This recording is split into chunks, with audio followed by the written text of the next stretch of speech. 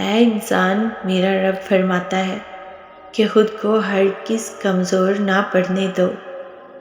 اللہ ساری باتیں سنتا ہے اور وہ نہایت ہی باخبر ہے۔ یاد رکھو کہ میرا رب اپنے بندوں سے غافل نہیں، وہ سن بھی رہا ہے، تمہیں دیکھ بھی رہا ہے۔ وہی ہے جو تمہارے دلوں کے حال سے بخوبی واقف ہے۔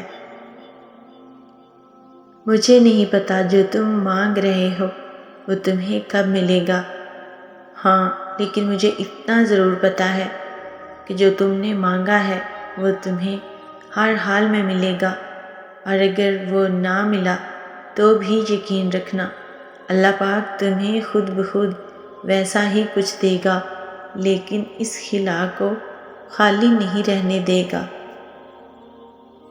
آج جو یہ تمہیں تکلیف اور آزمائش لگ رہی ہے، یہ در حقیقت آزمائش نہیں ہے، بلکہ تمہیں وہ آنے والے اچھے دنوں کے لیے تیار کر رہا ہے، تاکہ جب تمہاری جھولی میں خوشیاں ڈالی جائیں تو تم اس رب کو بھول نہ جاؤ جس نے تمہیں تمہارے ماضی سے نکال کر خوبصورت مستقبل دیا۔ وہ ساری خوشیاں واپس لوٹا دی جو تم کھوئے بیٹھے تھے، وہ چہرے کی رونق اور مسکراہٹ جو سجدوں میں تڑپتے تڑپتے کہیں کھو گئی تھی، وہ تکلیف کا موسم سدا نہیں رہنے دیتا۔ یا تو تمہیں تمہاری خوشی لوٹا دیتا ہے یا صبر دے دیتا ہے، لیکن تکلیف میں نہیں چھوڑتا۔ اور یاد رکھو وہ قبول پہلے کرتا ہے اور دعا کی توفیق بعد میں دیتا ہے۔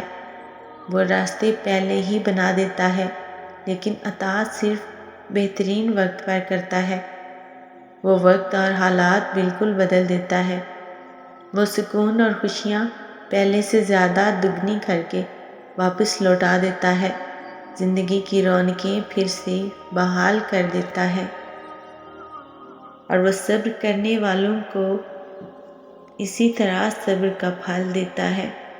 اور یاد رکھنا، زندگی کے ہر موڑ پر جہاں امتحان ہوتے ہیں وہاں اللہ کی مدد بھی موجود ہوتی ہے، اور اللہ قرآن پاک میں خود فرماتا ہے، اور ضرور ہم تمہیں آزمائیں گے، کچھ ڈر اور بھوک سے، اور کچھ مالوں اور جانوں اور پھلوں کی کمی سے، اور خوشخبری سنا دو صبر کرنے والوں کو، بے شک اللہ کی مدد صبر کرنے والوں کے ساتھ ہے۔